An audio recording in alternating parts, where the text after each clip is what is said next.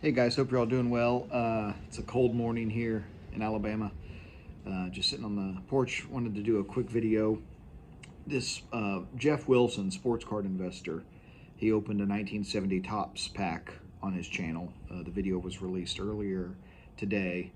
This guy's a freaking doofus with unopened material.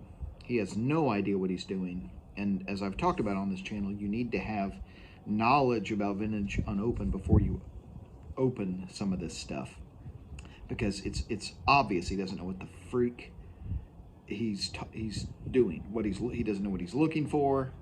He opened the 70 Topps pack and he gave the appearance that any card is possible in here. You know, I could get this Willie Mays card. I could get this.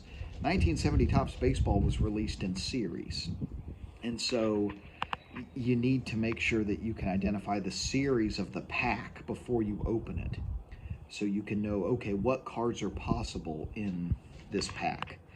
And sometimes on the PSA slab they don't designate a series, but there's still, if you can see the back card showing, in many instances you can determine what series the pack is, right? And again, that requires expertise, that requires skill. That doesn't make for a sexy YouTube video, right? So that, I guess that's why he didn't think to do that. But after that, he opens the pack and he pulled George Scott, he pulled cards that are in the 4th series. Okay, so he opened a 4th series pack. Well, that means that there's only certain cards, again, that you can actually get.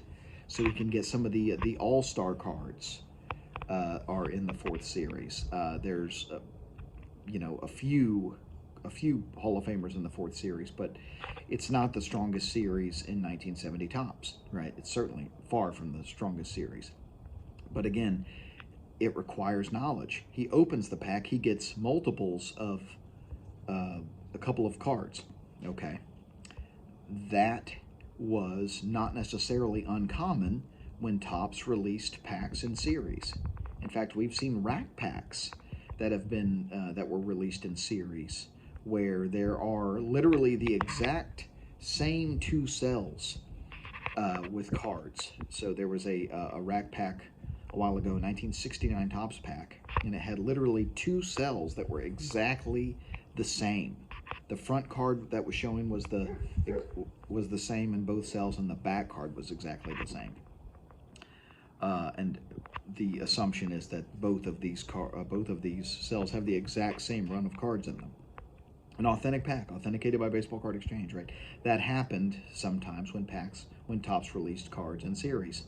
And so getting multiples of the same card in a pack, in a wax pack, doesn't mean the pack is altered or anything like that.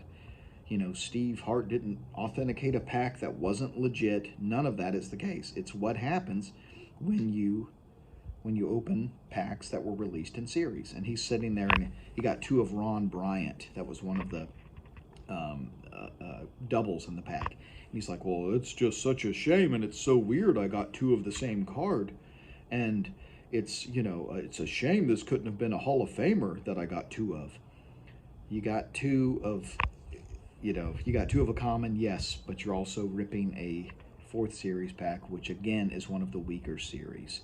So a little bit of knowledge goes a long way, but when you're a doofus who just does crap for clicks, and when you don't really know a hell of a lot about cards, this is the end result. You take a $1,000 pack, I'm sure he'll get enough views on this video to more than make his money back. But just another doofus with a pair of pliers prying open a PSA graded vintage pack and opening it and turning a $1,000 item into a dollar's worth of cards. So that's what I have for you guys. Hope you all have a great rest of the weekend. Keep collecting vintage and open baseball. Educate yourself before you open vintage packs.